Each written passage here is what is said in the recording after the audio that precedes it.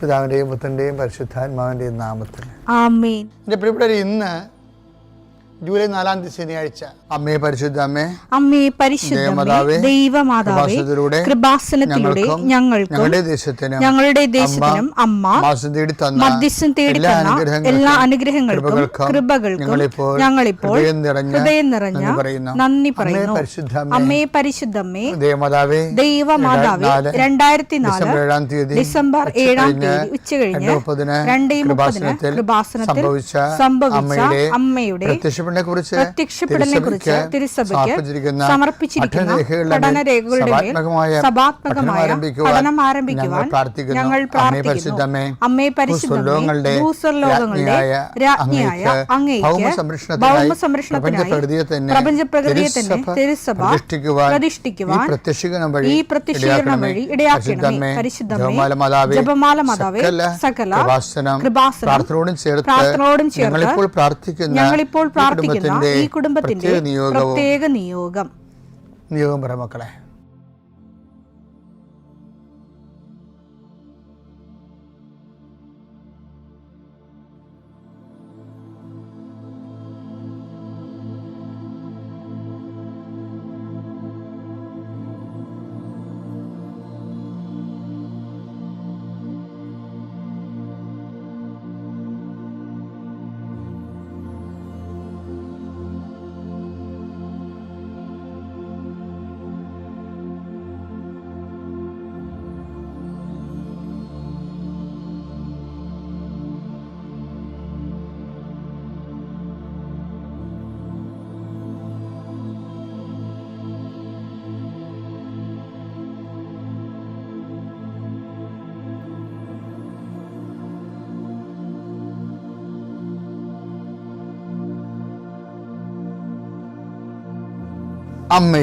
അമ്മയുടെ പ്രത്യക്ഷീകരണത്തിന്റെ ഈ അനുഗ്രഹവേളയിൽ ഞങ്ങൾക്ക് സാധിച്ചു തരുവാൻ കനിയണമേ.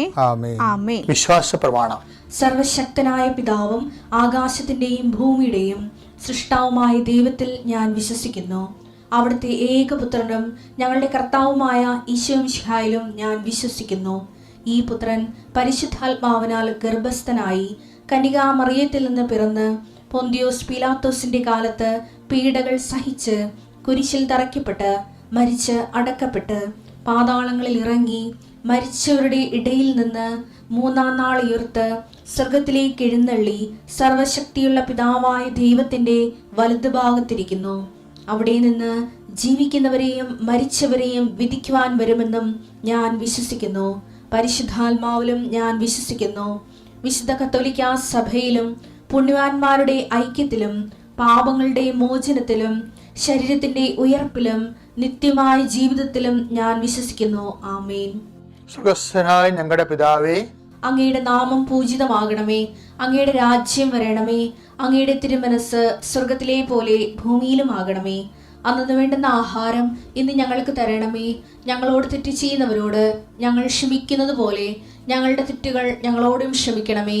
ഞങ്ങളെ പ്രലോഭനത്തിൽ ഉൾപ്പെടുത്തരുതേ, തിന്മയിൽ ഞങ്ങൾ രക്ഷിക്കണമേ. ആമേൻ. നന്മ നിറഞ്ഞ മറിയമേ, സ്വസ്തി. കർത്താവ് അങ്ങയുടെ കൂടെ സ്ത്രീകളിൽ അങ്ങ് അനുഗ്രഹിക്കപ്പെട്ടവളാകുന്നു. അങ്ങയുടെ ഉദരത്തിൻ ഫലമായി ഈശോ അനുഗ്രഹിക്കപ്പെട്ടവനാകുന്നു. പരിശുദ്ധ മറിയമേ, തമ്പുരാന്റെ അമ്മേ, പാപികളായ ഞങ്ങൾക്ക് വേണ്ടി ഇപ്പോഴും ഞങ്ങളുടെ മരണസമയത്തും തമ്പുരാനോട് അപേക്ഷിക്കണമേ. ആമേൻ. കർത്താവേ, നിന്റെ ഉന്നതമായ നാമത്തിന് സ്തോത്രം ചെയ്യുന്നു. കർത്താവേ, നിന്റെ വിശുദ്ധ പൗരോഹിത്യത്തെ മഹത്വപ്പെടുത്തണമേ. കർത്താവെ, സഭയിലുള്ള സാന്നിധ്യം പ്രകടമാക്കണം.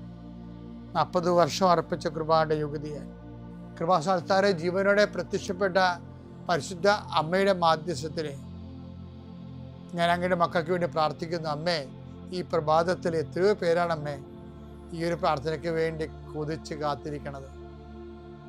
അവർക്ക് എവിടെ എന്തെല്ലാമോ കാര്യങ്ങളുണ്ട്. ഇന്ന് അവരുടെ കഴിവിൽ നിൽക്കാത്ത കാര്യങ്ങളുണ്ട്. കർത്താവേ, അങ്ങയുടെ മക്കളുടെ കഴിവിൽ നിൽക്കാത്ത കാര്യങ്ങൾ, ആ കാര്യങ്ങളെ കുറിച്ച് ഓർക്കുമ്പോൾ ഭയവും പേടിയും പ്രയാസവും സങ്കടവും നിരാശയും ഒക്കെ തോന്നുന്ന വിഷയങ്ങൾ, വ്യക്തികൾ, അതെല്ലാം യേശുക്രിസ്തുവിന്റെ നാമത്തിൽ ഞാൻ ബന്ധിക്കുന്നു. കർത്താവേ, അങ്ങയുടെ മക്കള് ഇനി സമാധാനത്തിൽ വിട്ടേക്കണമെന്ന് പറഞ്ഞല്ലോ യേശു. ഞങ്ങളുടെ ദാസനെ സമാധാനം, എൻ്റെ രക്ഷ ഞാൻ എൻ്റെ കണ്ണുകൊണ്ട് കണ്ടിരിക്കുന്നു. അങ്ങയുടെ ദാസനെ സമാധാനം വിട്ടേക്ക്. സമയം ദീർഘദർശി പറഞ്ഞതുപോലെ അങ്ങയുടെ മക്കൾ ഈ പ്രാർത്ഥനയ്ക്ക് ശേഷം സമാധാനം കണ്ടെത്താൻ ഇടയാക്കണം പ്രാർത്ഥിക്കുന്നു. നിങ്ങളുടെ ജീവിത ചിന്തകള്, നിങ്ങളിന്ന് പോകാനിരിക്കുന്ന ഇടങ്ങള്, സംസാരിക്കുന്ന വ്യക്തികള്, ഒപ്പിടുന്ന പേപ്പറുകള്, എഴുതുന്ന രേഖകള്, എൻ്റെ മക്കള് ജീവിത ഉപായത്തിന് വേണ്ടിയും മേൽഗതിക്ക് വേണ്ടിയും ജോലിക്ക് വേണ്ടിയും ജോലിയുടെ അനുബന്ധ കാര്യങ്ങൾക്ക് വേണ്ടിയും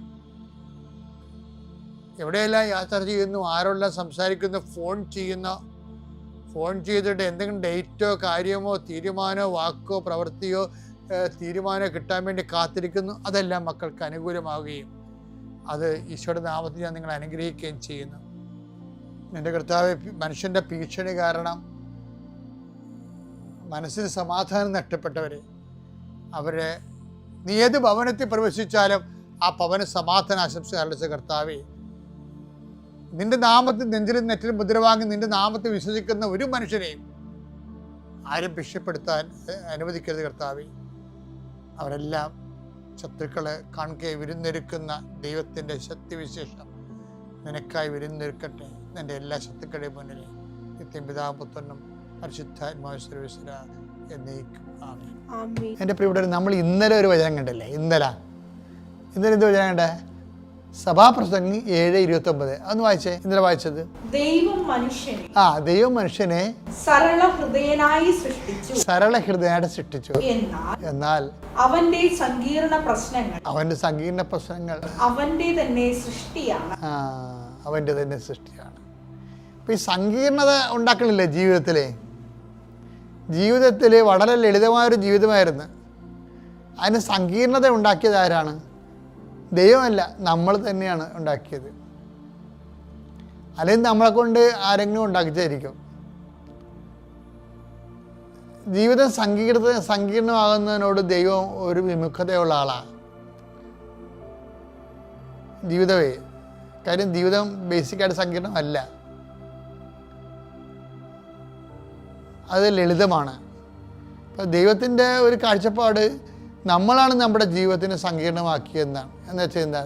ദൈവത്തിൻ്റെ അല്ലാത്ത വഴികൾ തിരഞ്ഞെടുത്തു. അത് പറയല്ല, എൻ്റെതല്ലാത്ത പദ്ധതികൾ നിരൂപിച്ചവർക്ക് ദുരിതമെന്ന്. എടുത്തേ യെശയ്യാ 30:1. കർത്താവ് അരുളി ചെയ്യുന്നു, എന്റേതല്ലാത്ത പദ്ധതികൾ നടപ്പിലാക്കുകയും എനിക്ക്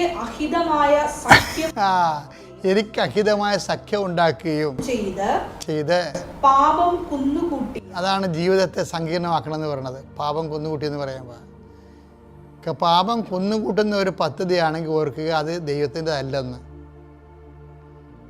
അത് മനസ്സിലാക്കാനുള്ള കോമൺ സെൻസ് പോരെ? വിവേചനമായിട്ട് പരിശുദ്ധാത്മാവ് ദാനം വേണോ? പാപം കുന്നുകൂട്ടിയ അനുസരണമില്ലാത്ത സന്തതികൾക്ക് ദുരിതം. ഈ ദുരിതം ഉണ്ടാക്കുകയും അതിൻ്റെ ബൈ പ്രോഡക്റ്റായിട്ട് പാപങ്ങൾ ഉണ്ടാകുകയും ചെയ്യുമ്പോൾ ഓർക്കുക, ആ പദ്ധതി നമ്മളുണ്ടാക്കിയതാണ്. അത് സഭാപ്രസംഗം 7:29 പറയുന്ന പോലെ ദൈവം സലഹനായിട്ട് സൃഷ്ടിച്ചു. സങ്കീർണങ്ങളായ പ്രശ്നങ്ങൾ നമ്മുടെ തന്നെ സൃഷ്ടി കൊണ്ടാണ് ഈ പാപം കുന്നുകൂടിയതും ദൈവത്തിൽ നിരക്കാത്ത ബന്ധം ഉണ്ടാക്കിയതും.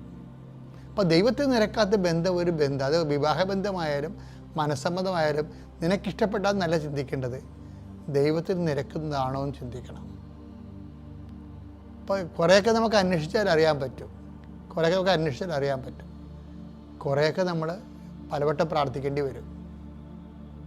അതിൻ്റെ ഓരോ വിശദാംശം കിട്ടാൻ വേണ്ടിയേ, വിശദാംശം കിട്ടാൻ വേണ്ടി പെറ്റ് സ്കാനിങ് ഉണ്ട്. അതുപോലെ പ്രാർത്ഥിക്കുമ്പോൾ നമുക്ക് ജനറൽ മെസ്സേജ് കിട്ടും, ഡീറ്റെയിൽ കിട്ടത്തില്ല. അപ്പോൾ പെറ്റ് സ്കാനിങ് പോലെ ഡീറ്റെയിൽ കിട്ടാൻ വേണ്ടി നമ്മൾ വീണ്ടും ആ വിഷയം പ്രാർത്ഥിച്ചു പോകണം. അത് നമുക്ക് അന്വേഷിക്കാൻ പറ്റുന്നതൊക്കെ അന്വേഷിക്കുകയും ചെയ്യണം, പ്രാർത്ഥിക്കുകയും ചെയ്യണം. നമ്മൾ ഒരിക്കലും സ്റ്റിക്ക് ഓൺ ചെയ്യരുത്. സ്റ്റിക്ക് ഓൺ ചെയ്താലേ നമ്മൾ ശരിക്കും പറഞ്ഞാൽ ദൈവപദ്ധതി അറിയാത്ത അന്ധന്മാരായിട്ട് മാറും. അപ്പം അതെന്താ വിഷയം? അങ്ങനെ എന്താ ചെയ്യണമെന്ന് വെച്ച് കഴിഞ്ഞാൽ, ഇപ്പം ഞാനൊക്കെ ആണെങ്കിൽ എന്ത് ചെയ്യുമെന്ന് ഞാൻ പറയാം. ഒരു വിഷയം വന്ന് ഞാൻ എന്ത് ചെയ്തത്, ഞാൻ ചെയ്യണത്, ഇപ്പോൾ എനിക്കൊരു വിഷയം വന്നു, എനിക്കത് ഗെറ്റ് ചെയ്യാൻ പറ്റുന്നില്ല എന്ന് കണ്ടാൽ ഞാൻ ദിവ്യകുർബാന എടുത്തിരിക്കും. ദൈവകാലത്ത് ഇരിക്കുക. എന്തിനാ അങ്ങനെ ഇരിക്കണത്? നമുക്കറിയാം അത് ആ ഇരിപ്പിന് കുറേ വചനങ്ങളുണ്ട്. കാര്യം നിൻ്റെ മുമ്പിൽ നിന്ന് ഞങ്ങൾ എവിടെ പോകും? പത്രോസ് ചോദിക്കണില്ലേ, നീ അല്ലാതെ ഞങ്ങൾ എവിടെ പോകും? പത്രോസിൻ്റെ വല്ലാത്ത ചോദ്യങ്ങൾ ഒരെണ്ണമാണത്. അടുത്ത ആ വചനം എടുത്ത് യോഹന്നാൻ 6:68. 6:68. കർത്താവേ, ഞങ്ങൾ ആരുടെ അടുത്തേക്ക് പോകും? ഞങ്ങൾ ആരുടെ അടുക്കിലേക്ക് പോകും?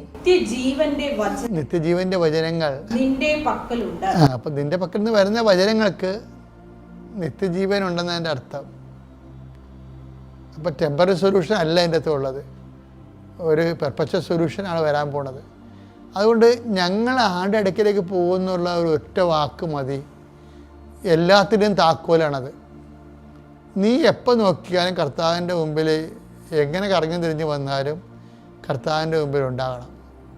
കുർബാന കഴിഞ്ഞ് ഞാൻ കഴിഞ്ഞ ദിവസങ്ങൾ ആൾക്കാരോട് പറഞ്ഞു, നിങ്ങൾ കുർബാന കഴിഞ്ഞു കുറച്ച് നേരം കർത്താവിൻ്റെ അടുത്ത് ഇരിക്കണം എന്ന് പറയും. അങ്ങനെ ഇരിക്കുന്നത് കൊണ്ട് എന്താ ഉദ്ദേശിക്കുന്നത്? നമ്മളൊരു ഭയങ്കരമായൊരു പ്രശ്നത്തിലൂടെ പോവുകയാണ്, നമുക്ക് തീരുമാനമെടുക്കാൻ പറ്റണില്ല. അപ്പം നമ്മൾ കർത്താവിൻ്റെ അടുത്ത് ഇരിക്കുകയാണ്. ആ ഇരിക്കുന്നതിൻ്റെ അർത്ഥം എന്താണ്? 6:68 എൻ്റെ അർത്ഥം. ഞങ്ങൾ ഈ ഒരു അവസ്ഥയിൽ ഞങ്ങൾ ആരുടെ അടുക്കിലേക്ക് പോകും? ഞങ്ങളെ രക്ഷിക്കാൻ വേണ്ടി നിത്യജീവൻ്റെ വചനങ്ങൾ ദൈവം നിനക്ക് മാത്രം തന്നിരിക്കുന്നത്. അത് ദിവ്യകുർബാനയുടെ വലിയ ടോക്ക് കഴിഞ്ഞതിന് ശേഷമാണ് അതിലേക്ക് വരണത്. പിതാക്കന്മാർ മരുഭവിച്ചു, മന്ന ഭക്ഷിച്ചു, അവർ മരിച്ചു. അതുപോലല്ല ഈ അപ്പം ഭക്ഷിക്കുന്ന നിത്യം ജീവിക്കാൻ ലോകത്തെ ജീവന് വേണ്ടി ഞാൻ നൽകുന്ന അപ്പം എൻ്റെ ശരീരം തന്നെയാണ്. എൻ്റെ ശരീരം ഭക്ഷിക്കുന്നതിലും ഞാൻ അവനെ ഭക്ഷിക്കുന്നു. സജീവനായ പിതാവിനെ അയച്ചത്, പിതാവ് മൂലം ഞാൻ ജീവിക്കുന്നു. അതുപോലെ എന്നെ ഭക്ഷിക്കുന്നത് ഞാൻ മൂലം ജീവിക്കുന്നു പറയുമ്പോൾ യഹൂദന്മാർ ശ്രോതാക്കൾ പറയും, ഈ വചനം കഠിനമാണ്, ആർക്ക് കേട്ടുകൊണ്ടിരിക്കാൻ പറ്റും? അങ്ങനെ ഓരോരുത്തരായിട്ട് അവർ പോയി. അവരെ പിന്നെ ഒരിക്കലും കർത്താവിനോട് നടന്നിട്ടില്ല എന്ന് വചനം പറഞ്ഞിട്ട് പറയും. ഈശോ ചോദിക്കും, നിങ്ങൾക്കും പോകണമെന്നുണ്ടോ എന്ന് ചോദിക്കും. അപ്പോൾ പത്രോസ് പറയുന്ന വാക്കാണ് 6:68. യോഹന്നാൻ, ഞങ്ങൾ ആരുടെ പക്കലേക്ക് പോകും? നിത്യജീവൻ്റെ വചനങ്ങൾ നിൻ്റെ പക്കലല്ലോ. അതായത് നമ്മൾ ദിവ്യകുർബാന മുമ്പിൽ ഇരിക്കുമ്പോൾ ആ ഒരു വചനമാണ് അവിടെ ഉള്ളത്. എന്താണ്? എന്തുകൊണ്ടാണ് നീ കുർബാന കഴിഞ്ഞിട്ടും വിട്ടുപോകാതെ കർത്താവിൻ്റെ അടുത്ത് ഇരിക്കുന്നത്? അതിൻ്റെ വചനം 6:68. എന്താണ്? ഈ ഒരു പ്രതിസന്ധിയിൽ സന്ദേശം കിട്ടണില്ല, തീരുമാനമെടുക്കാൻ പറ്റണില്ല, എന്തിനൊന്നും അറിയത്തില്ല, ഞങ്ങൾ ആരുടെ പക്കലേക്ക് പോകും? നിത്യജീവൻ്റെ വചനങ്ങൾ നിൻ്റെ കൂടെയാണല്ലോ. അപ്പം ദിവ്യകുർബാന ഈ വെറുതെ ഇരുന്നാൽ മതി. അങ്ങനെ പല ദിവസം ഇരിക്കുമ്പോൾ കർത്താവ് മനസ്സിലാകും, ഇവനോട് ഇത് പറഞ്ഞു കൊടുത്തില്ലെങ്കിൽ ഇവൻ പോകത്തില്ല,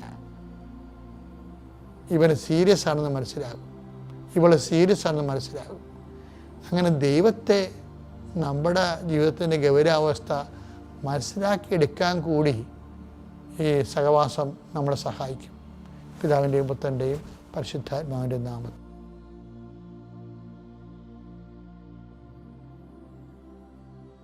അത്യപൂർവ ദൈവാനുഭവങ്ങൾ ഇനി നിങ്ങൾക്കും സ്വന്തം. ഈ യൂട്യൂബ് ചാനൽ ഇതുവരെ സബ്സ്ക്രൈബ് ചെയ്തിട്ടില്ലെങ്കിൽ ഇപ്പോൾ തന്നെ സബ്സ്ക്രൈബ് ചെയ്യുക. ഈ വീഡിയോ ഇപ്പോൾ തന്നെ നിങ്ങളുടെ സുഹൃത്തുക്കൾക്ക് ഷെയർ ചെയ്തുകൊണ്ട് കർത്താവിൻ്റെ പ്രേക്ഷിതരാകുക.